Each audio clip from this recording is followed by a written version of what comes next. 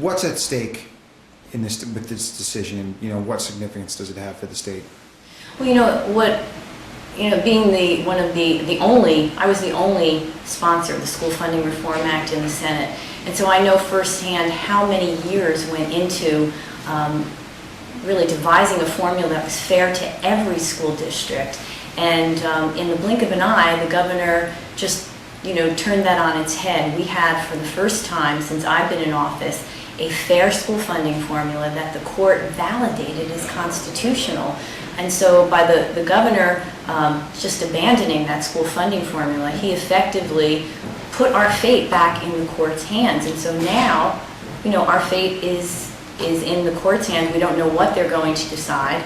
And I think from what I read, any of the governor's comments on the school funding formula indicates to me a real basic misunderstanding of it, because he continues to talk about the APA districts and how this formula directs more money into the APA districts, and that's completely untrue. What this funding formula does is, for the first time, eliminate designation of any districts as AVID, and the funding formula distributes funding based upon the needs of the individual child wherever they live.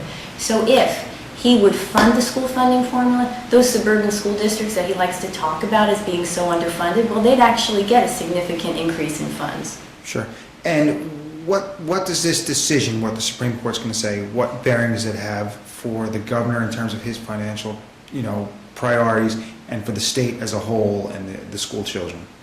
Well, I think our budget is a moral document. It's a document that lists out our priorities, and for myself and for the Democratic Party, funding education, having an excellent system of public education is a priority, and I think that our budgets over the last several years prior to Governor Christie reflected that. I don't think that is the governor's priority, and I think that the fact that he just dismantled the school funding formula last year and cut funding by almost $1 billion indicates that he has what almost appears to be an antipathy toward public education, constantly criticizing it, constantly denigrating the system, the teachers, and so it concerns me greatly that this governor's priorities although he may talk the talk, his policies don't reflect that he values public education, and therefore I'm concerned that the governor he said that one of the possibilities is that he'll just ignore the court decision,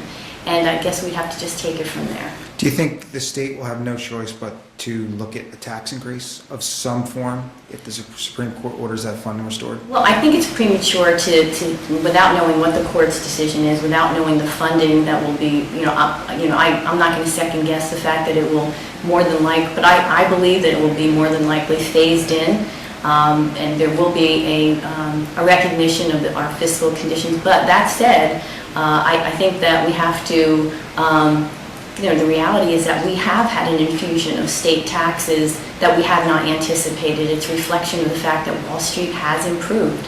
So I think that that's something that we have to look at as well. But I think, as I said, I think it's premature without hearing exactly what the court is ordering, to determine how we're going to fund it.